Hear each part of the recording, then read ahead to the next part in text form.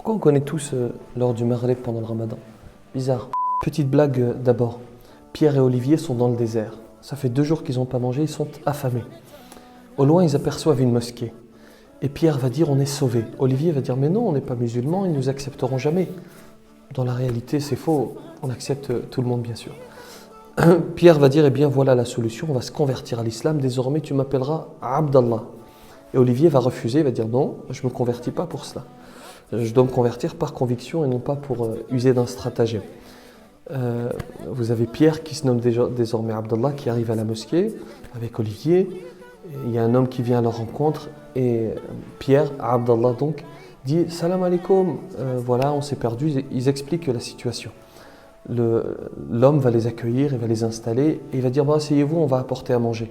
Et vous avez un homme qui arrive et qui sert Olivier, une assiette garnie, et Olivier, il se régale. Et Pierre, à Abdallah, va dire « Mais et moi ?»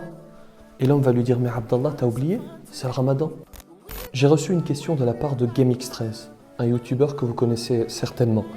Alors je vous montre sa question et j'y réponds après le générique. A tout de suite.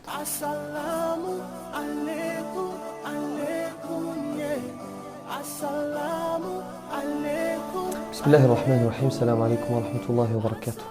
Voilà donc la question. Bonjour monsieur l'imam, vu qu'on se parle très souvent et en ce moment je vois que vous faites des vidéos sur YouTube où vous répondez un petit peu à tout ce qui tourne autour de la religion, il y a une personne, elle vient de m'interpeller sur Twitter en me disant ce message, voilà.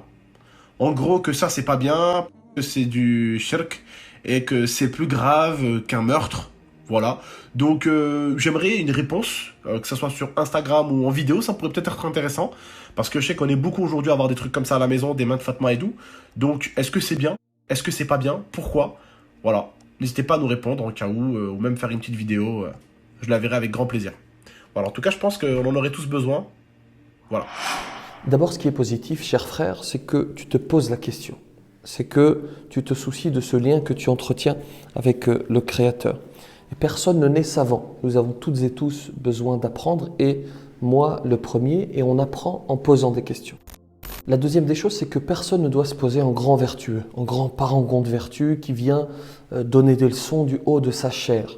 C'est ce que je peux reprocher à certains imams, c'est que malheureusement ils s'excluent des rappels. Ils sont là sur leur chair à donner des rappels comme si nous n'étions pas des êtres humains et comme si nous n'avions pas besoin en priorité du rappel. Et j'aime rappeler souvent lorsque je donne des conférences que lorsque je donne la conférence, le premier qui l'écoute c'est moi-même parce que nous sommes des êtres humains, parce que nous sommes pécheurs et parce que nous avons besoin de nous entraider, de nous conseiller mutuellement comme Dieu le dit dans le Coran lorsqu'il dit وَالْعَصْرِ إِنَّ الْإِنسَانَ لَفِي خُسْرٍ إِلَّا الَّذِينَ آمَنُوا وَعَمِلُوا الصَّالِحَاتِ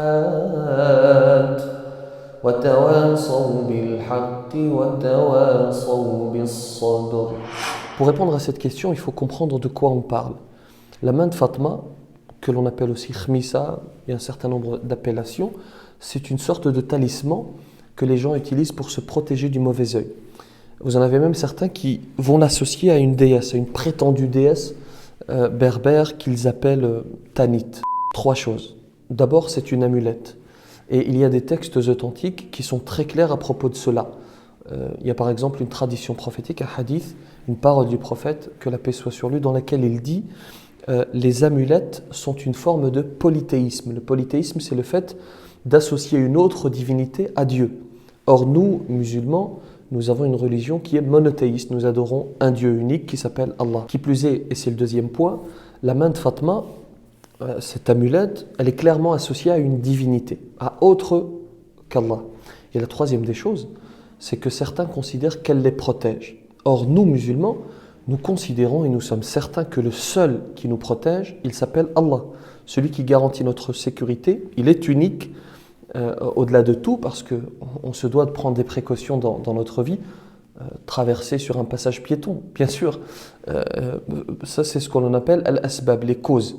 Par contre, au-delà de tout, celui qui nous protège, il s'appelle Allah. Ce n'est ni une amulette, ni une incantation, ni quoi que ce soit. Pour ces 3 raisons, entre autres, il est interdit de posséder une main de Fatma, même si ce n'est que de la décoration, parce que c'est arboré, c'est accroché, c'est affiché un élément qui amène à l'association.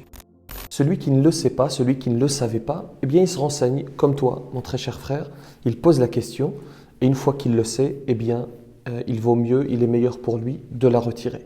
Voilà, j'espère que l'explication est claire. N'hésitez pas à partager la vidéo si vous pensez qu'elle sera utile à d'autres. Je vous laisse, je dois aller acheter des pastèques pour la rupture du jeûne. Que la paix soit sur vous.